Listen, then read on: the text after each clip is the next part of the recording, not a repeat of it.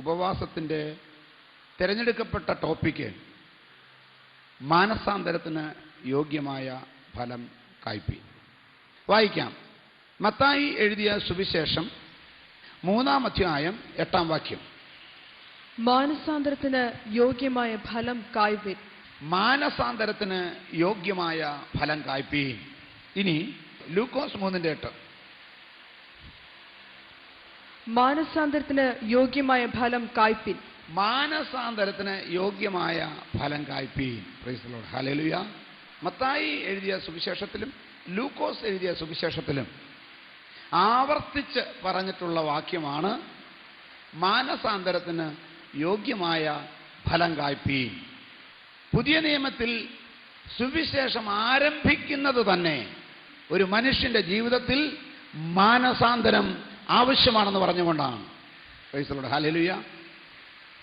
നോക്കാം. മത്തായി എഴുതിയ സുവിശേഷം 3-ാം അധ്യായം 2-ാം വാക്യം. മത്തായി എഴുതിയ സുവിശേഷം 3-ാം അധ്യായം 2-ാം വാക്യം.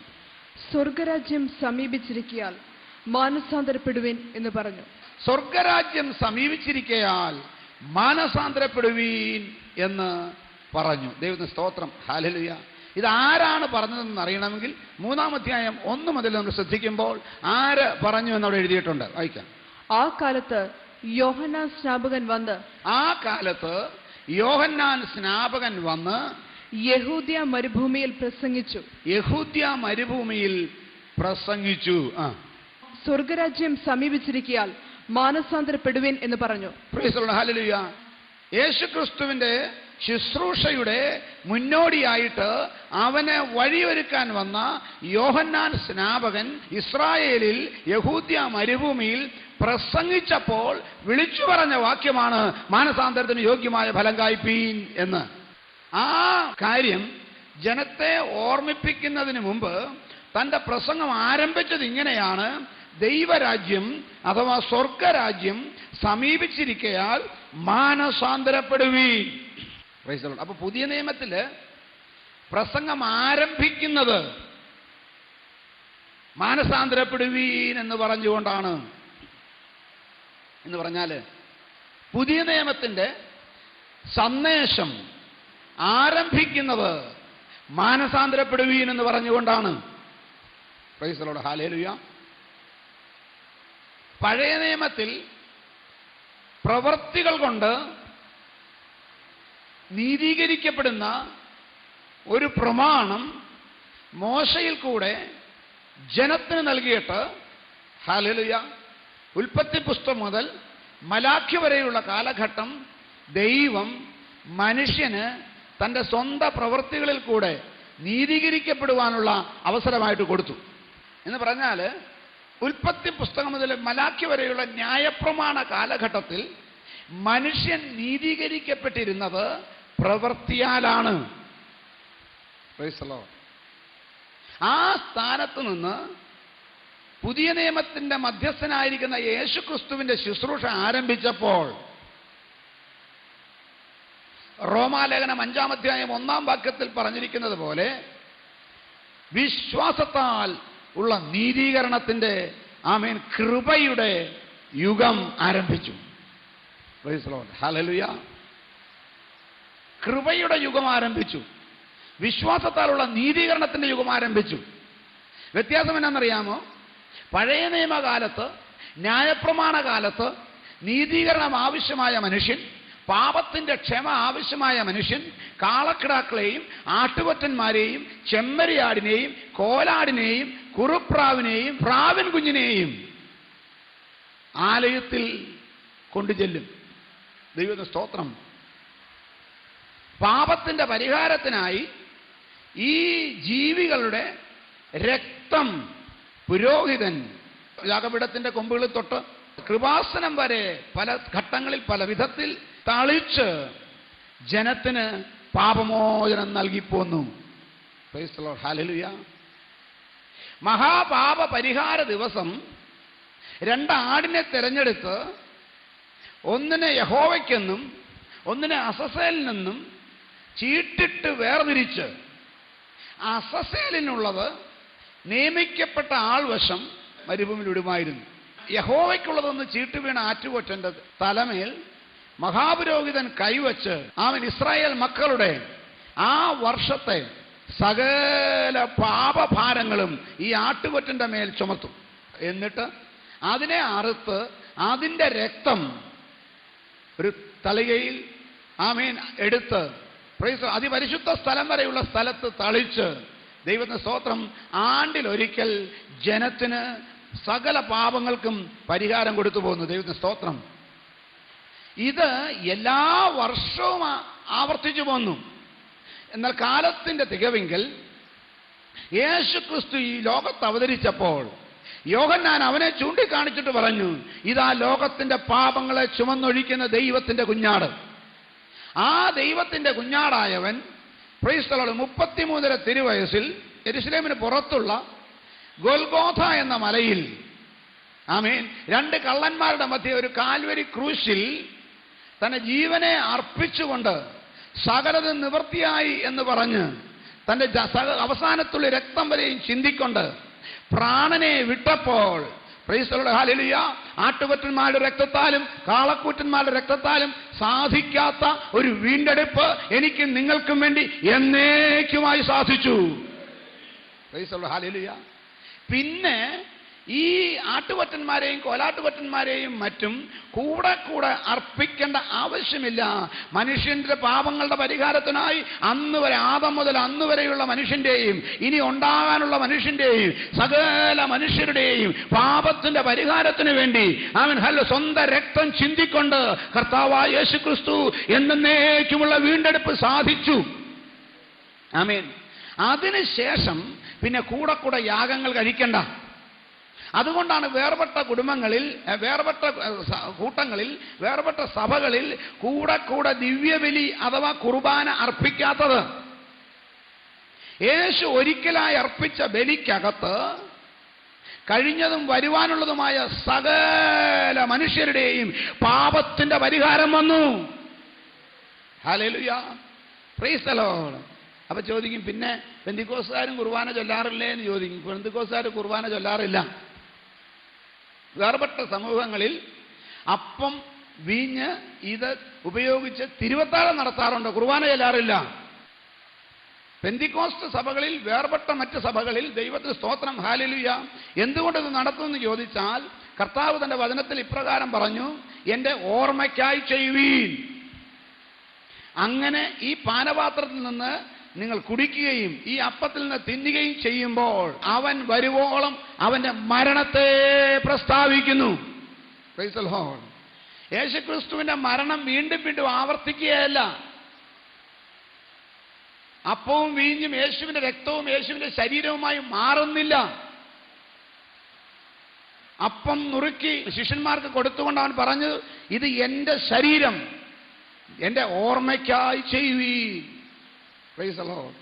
പാനപാത്രം കൊടുത്തുകൊണ്ട് പറഞ്ഞു, പുതിയ നിയമത്തിൽ ചൊരിയപ്പെടുന്നതിന്റെ രക്തം, ഇത് കുടിക്കുമ്പോഴൊക്കെയും എൻ്റെ ഓർമ്മയ്ക്കായി ചെയ്യുവീൻ. കർത്താവായ യേശുക്രിസ്തുവിന്റെ ക്രൂശമരണം ഓർക്കേണ്ടതിന് മനുഷ്യന് ദൈവം നൽകിയിട്ടുള്ള കർമാചാരം മാത്രമാണ് തിരുവത്താഴം. അങ്ങനെ പുതിയ നിയമ വിശ്വാസി അവന്റെ പാപത്തിന്റെ പരിഹാരത്തിന് വേണ്ടി ബലി വീണ്ടും വീണ്ടും അർപ്പിക്കേണ്ട ആവശ്യമില്ല. പിന്നെ എന്ത് ചെയ്യണം? നീതീകരണം പ്രാപിക്കുവാൻ കൃപയുടെ യുഗത്തിൽ ദൈവം വെച്ച വ്യവസ്ഥയാണ്. ആമേൻ. റോമാലേഖനം 5:1 ശ്രദ്ധിക്കാം. വിശ്വാസാൽ നീതീകരിക്കപ്പെട്ടിട്ട് നമ്മുടെ കർത്താവായ യേശുക്രിസ്തു മൂലം നമുക്ക് ദൈവത്തോട് സമാധാനമുണ്ട്.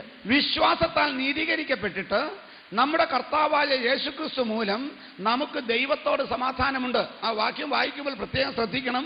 ദൈവത്തോടുള്ള മനുഷ്യന് സമാധാനം പ്രാപിക്കണമെങ്കിൽ വേറെ ഒരു മാർഗവുമില്ല. ഒരേ ഒരു മാർഗമേ ഉള്ളൂ, കർത്താവായ യേശുക്രിസ്തു മൂലം.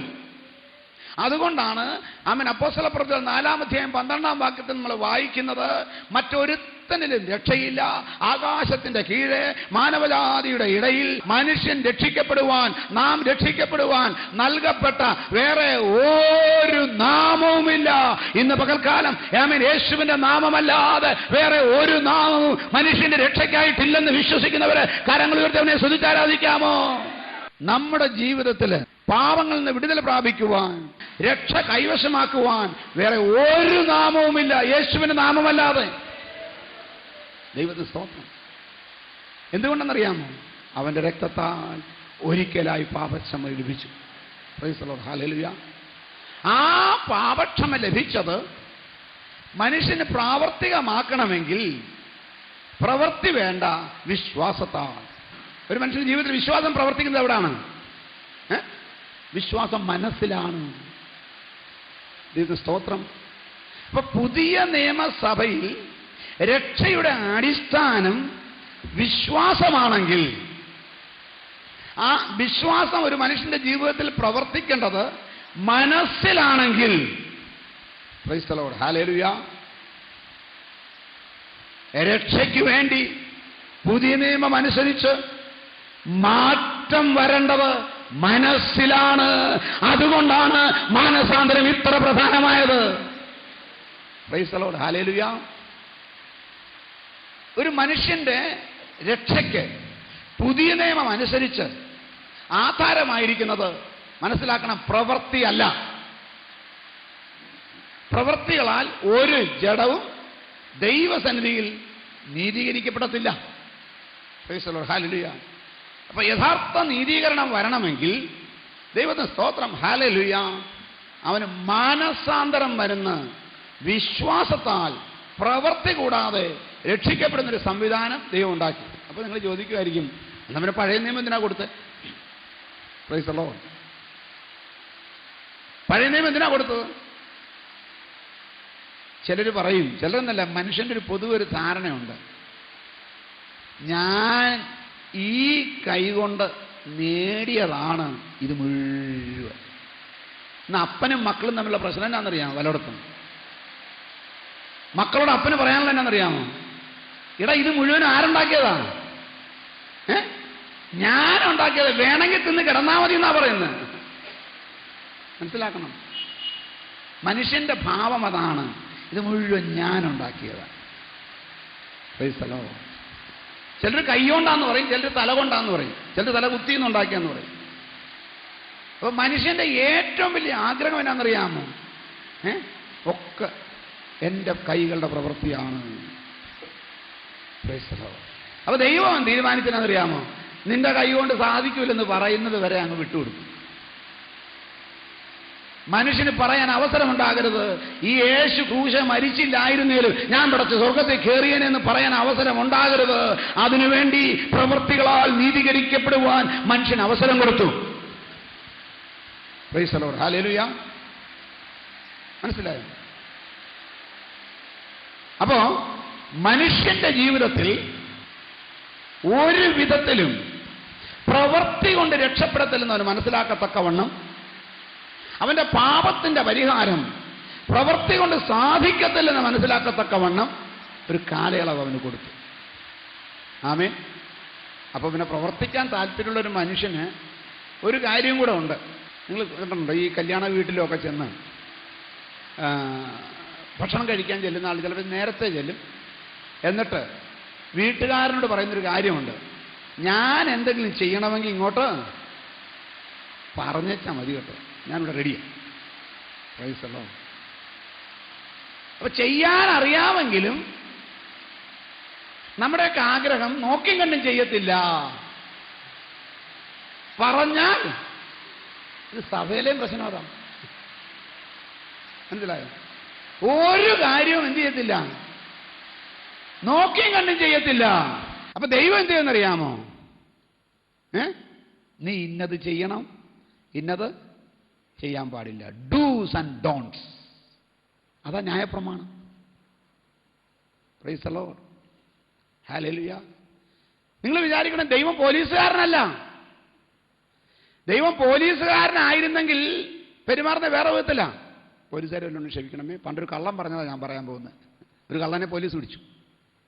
കള്ളനെ പിടിച്ച് പോലീസ് സ്റ്റേഷനിൽ കൊണ്ട് എന്ത് ചെയ്യുന്ന വെച്ചാൽ, ഈ ഇടത്തെ കാല് ചവിട്ടിയാണ് സ്റ്റെപ്പ് കയറിയത്. പോലീസ് സ്റ്റേഷനിൽ കയറി ആദ്യത്തെ കയറ്റമാണ്. ഈ കാലെടുത്ത് വയ്ക്കലും കൊണ്ടുവരും ഈ പള്ളയ്ക്ക്. എന്നിട്ട് ചോദിച്ചു, എടാ പോലീസ് സ്റ്റേഷൻ നീ മുടിപ്പിക്കാൻ വന്നേക്കാണ്, ഇടത്ത് കാലാണ് വെച്ചാണോ പോലീസ് സ്റ്റേഷനിൽ കയറുന്നതെന്ന് ചോദിച്ചു. അപ്പോൾ ഇവനൊരു കാര്യം മനസ്സിലായി, പോലീസ് സ്റ്റേഷനിൽ ചെല്ലുമ്പോൾ എന്ത് ചെയ്യരുത്, ഇടത്തുകാല് വെച്ച് കയറരുത്. ഇടത്തുകാല് വെച്ച് കയറിയാൽ പോലീസ് സ്റ്റേഷൻ മുടിയും. അവൻ കരുതിയിരുന്നു. ആ കേസ് കഴിഞ്ഞു. വീണ്ടും കേസുണ്ടായി. അപ്രാവശ്യം അറസ്റ്റ് ചെയ്തു. പോലീസ് സ്റ്റേഷനിൽ കൊണ്ടുചെന്നു. ഇവൻ ഓർത്തിരുന്നു, എന്തുവാ, ഇടത്തേക്കാല് വെച്ച് കയറാൻ പാടില്ല. അപ്പം ദൂരം ശരിയാക്കി അഡ്ജസ്റ്റ് ചെയ്ത് പുള്ളി അവിടെ വന്നപ്പോൾ വലത്തുകാല് വെച്ച് കയറി. അപ്പം കിട്ടി ഒരു ഡി ഇവിടെ. എന്നിട്ട് ചോദിച്ചോടാ, നീ ഇത് കല്യാണപ്പന്തലിലോട്ട് കയറുന്ന പോലെയാണോ കയറുന്നതെന്ന് ചോദിച്ചു.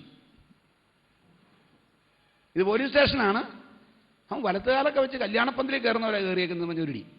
അപ്പോൾ അവനൊരു കാര്യം മനസ്സിലായി, വലത്തുകാല് വെച്ച് കയറിയാൽ കല്യാണപ്പന്തലിൽ കയറുന്നതാണ്, പോലീസ് സ്റ്റേഷനിൽ കയറാനുള്ളതല്ല. വലത്തുകാല് വെച്ച് കയറിയാൽ ഇടികൊള്ളും. Price the Lord. മനസ്സിൽ കുറിച്ചിട്ടു. പിന്നെയും കേസൊക്കെ തീർന്നു. വേറൊരു കേസുണ്ടായി, പിടിച്ചുകൊണ്ടുവന്നു അവനെ തന്നെ.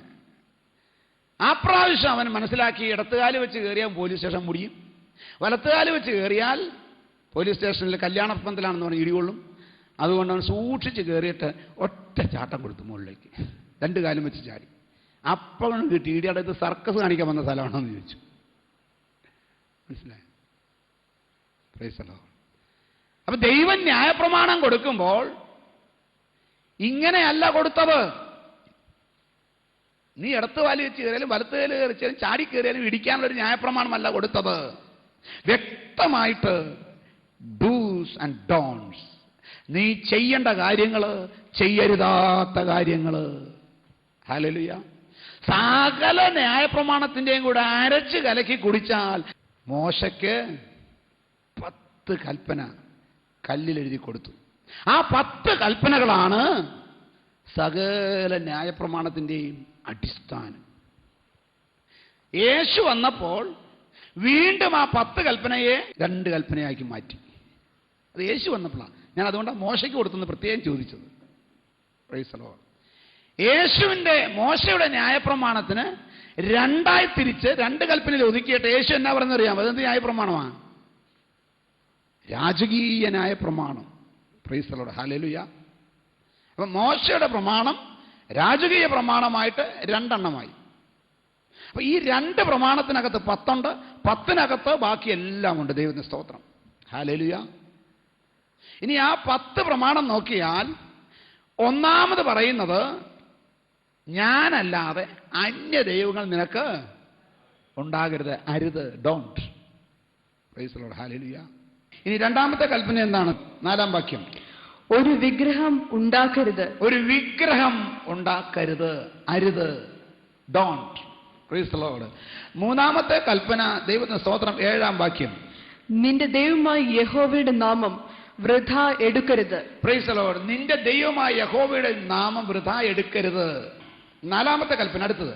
ശബ്ബത്ത് നാളിനെ ശുദ്ധീകരിപ്പാൻ ഓർക്ക. ശബ്ബത്ത് നാളിനെ ശുദ്ധീകരിക്കാം. അരുതല്ല. Do. Praise the Lord. Hallelujah. 5ാമത്തെ കൽപ്പന 12-ാം വാക്യം. നിന്റെ ദൈവമായ യഹോവ നിനക്ക് തരുന്ന ദേശത്ത് നിനക്ക് ദീർഘായുസ് ഉണ്ടാകുവാൻ നിന്റെ അപ്പനെയും അമ്മയെയും ബഹുമാനിക്ക. അരുത് എന്നവിടെ എഴുതിയിട്ടില്ല. Price the Lord. Do it. Price the Lord. അപ്പോൾ 5 കൽപ്പനയിൽ നമ്മൾ 3 കൽപ്പന ഡോണ്ട്, 2 എണ്ണം ഡു. Praise the Lord. ഇനി 13-ാം വാക്യം. കുല ചെയ്യരുത്. കുല ചെയ്യരുത്. Price the Lord. അപ്പം അരുത് എത്ര എണ്ണമായി? അരുത് 4 എണ്ണമായി. ഡു എത്ര എണ്ണം ഉണ്ട്? 2 ഉള്ളൂ. ദൈവത്തിന് സ്തോത്രം. ഹല്ലേലൂയ. 14-ാം വാക്യം. വ്യഭിചാരം ചെയ്യരുത്. വ്യഭിചാരം ചെയ്യരുത്. 15-ാം വാക്യം. മോഷ്ടിക്കരുത്. മോഷ്ടിക്കരുത്. അടുത്തത്. കൂട്ടുകാരന്റെ നേരെ കള്ളസാക്ഷ്യം പറയരുത്. കൂട്ടുകാരന്റെ നേരെ കള്ളസാക്ഷ്യം പറയരുത്. അടുത്തത്. കൂട്ടുകാരന്റെ ഭവനത്തെ മോഹിക്കരുത്. എത്ര മൊത്തം? 10. 10-നകത്ത് അരുത് എത്ര എണ്ണം ഉണ്ട്? 8 എണ്ണം. ആകെ 10. 8 എണ്ണം അരുത്. ആമേൻ. 2 എണ്ണം ആകാം. Price the Lord. ഹല്ലേലൂയ. അപ്പൊ 80% എന്തുവാ? ഡോണ്ട്. അപ്പൊ ദൈവത്തിന്റെ ഡിമാൻഡ് 80% ചെയ്യാതിരിക്കാനും 2% ചെയ്യാനുമാണ്. ഒന്നാമത് നിന്റെ ദൈവത്തെ ബഹുമാനിക്ക്. Praise the Lord. 2ാമത് നിന്റെ അപ്പനെയും അമ്മയും ബഹുമാനിക്ക്. ഇന്ന് തലമുറകൾ മുഴുവൻ തകർന്ന് കിടക്കുന്നത് ഈ 2 വിഷയത്തിലുമാണെന്ന് മനസ്സിലാക്കണം. ഞാൻ ഇവിടെ ചങ്കത്ത് കൈവച്ച് എൻ്റെ അപ്പനെ അമ്മയും ബഹുമാനിക്കുന്ന സ്വഭാവം എനിക്കുണ്ടെന്ന് എത്ര പേർക്കെന്ന് പറയാൻ പറ്റും? അനേക തലമുറകൾ മാതാപിതാക്കളുടെ ശാപം മേടിച്ചു നടക്കുകയാണ്. സദൃശവാക്യത്തിൽ ഇങ്ങനൊരു വാക്യമുണ്ട്, ഞാൻ പ്രസവിച്ച എൻ്റെ മകനെ,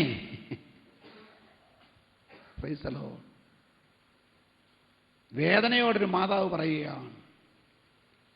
ഇന്ന് എത്ര മാതാപിതാക്കളാണ് മക്കളെ നോക്കി വേദനപ്പെടുന്നതെന്നറിയാമോ? ഒരെണ്ണത്തിനെങ്കിലും അനുസരണമുണ്ടോ?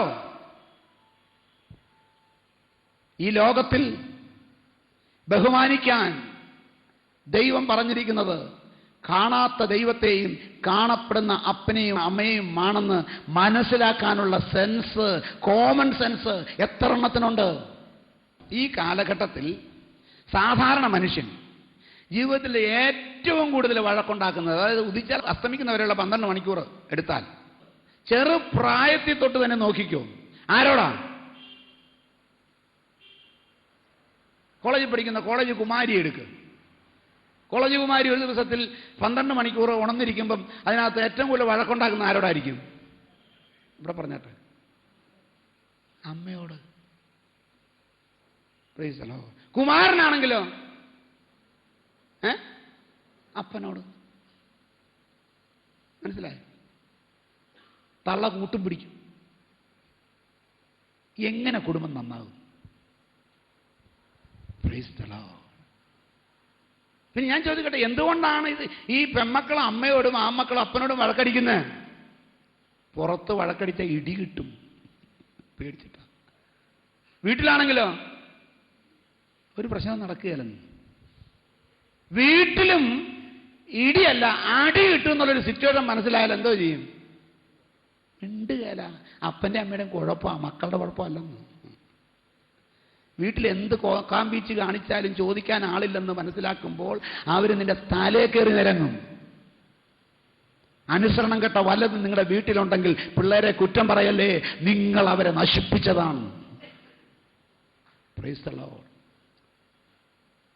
എടുത്തു നോക്കൂ.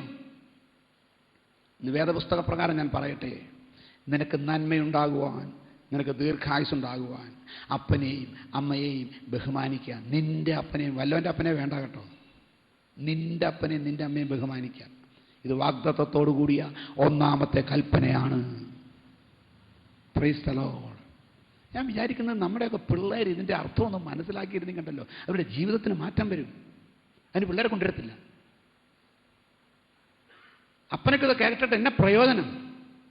മക്കളിത് കേട്ടിട്ട് അവർക്ക് മാറ്റം വരണം. Price the Lord. പിന്നെ ഒരു കാര്യം കൂടെ ഞാൻ പറയാം, ഒത്തിരി എണ്ണം അനുഭവിക്കുന്നത് പണ്ട് കൊടുത്തതിൻ്റെ പലിശയാണ്. എന്തുവാ പലിശ?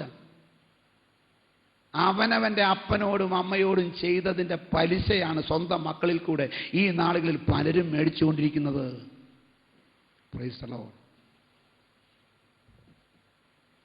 അപ്പം മരിച്ചുപോയെങ്കിൽ അമ്മ മരിച്ചുപോയെങ്കിൽ ചോദിക്കട്ടെ, അവർ സമാധാനത്തോടെ ഈ ലോകം വിട്ട് കടന്നുപോയെന്ന്, നിങ്ങളെക്കുറിച്ച് സന്തോഷത്തോടെ കടന്നുപോയെന്ന് പറയാൻ എത്ര പേർക്ക് സാധിക്കും?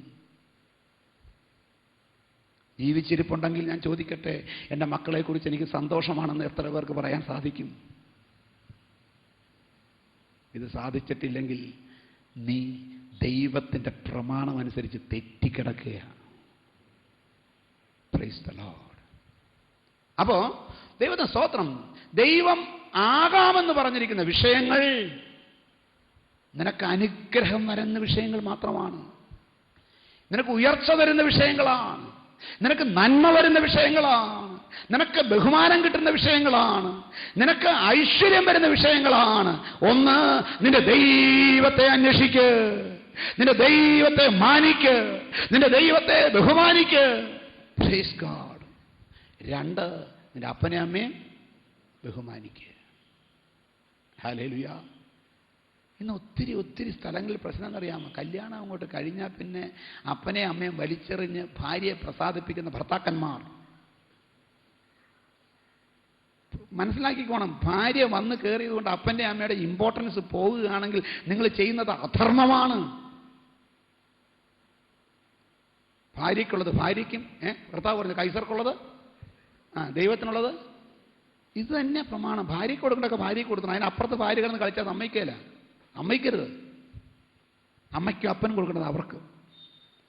Price the Lord. അപ്പന് പകരം അമ്മയ്ക്ക് പകരം ഭാര്യ ആകത്തില്ല.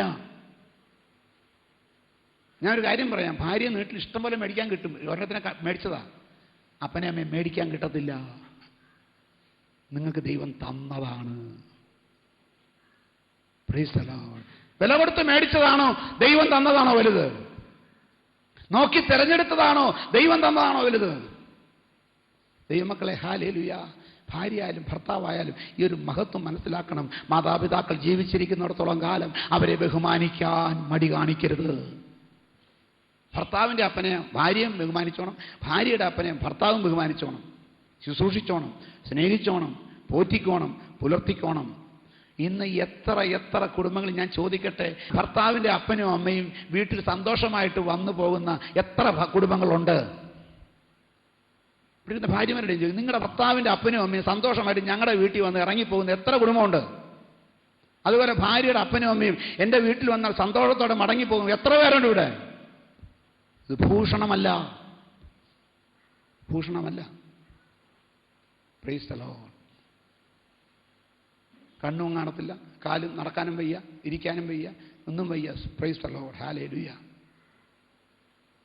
മനസ്സിലാക്കി അവരെ സംരക്ഷിക്കാൻ നിനക്ക് ബാധ്യതയുണ്ട്. Praise the Lord. ഹല്ലേലൂയ. അനേകം വീടുകളിൽ അമ്മായിയപ്പനും അമ്മായിയമ്മയും തലേ തീയും കോരിയിട്ട് തെണ്ടി നടക്കുകയാണ്. നിനക്ക് കാറും വീടും എയർ കണ്ടീഷനും വലിയ എസ്റ്റേറ്റും ഉണ്ടായിട്ട് കാര്യമില്ല. മക്കളൊക്കെ വിദേശത്ത് പോയിട്ട് കാര്യമില്ല. നിന്റെ മാതാപിതാക്കളെ ബഹുമാനിക്കാൻ കഴിഞ്ഞില്ലെങ്കിൽ നീ മൃഗങ്ങളെക്കാൾ കഷ്ടമാണ്. Price the Lord. ദൈവം ആഗ്രഹിക്കുന്നത് രണ്ട് കാര്യമേ ചെയ്യാൻ പറഞ്ഞുള്ളൂ. ഒന്ന്, ദൈവത്തെ ബഹുമാനിക്ക്. രണ്ട്, മാതാപിതാക്കളെ ബഹുമാനിക്ക്. Praise the Lord. ഹല്ലേലൂയ.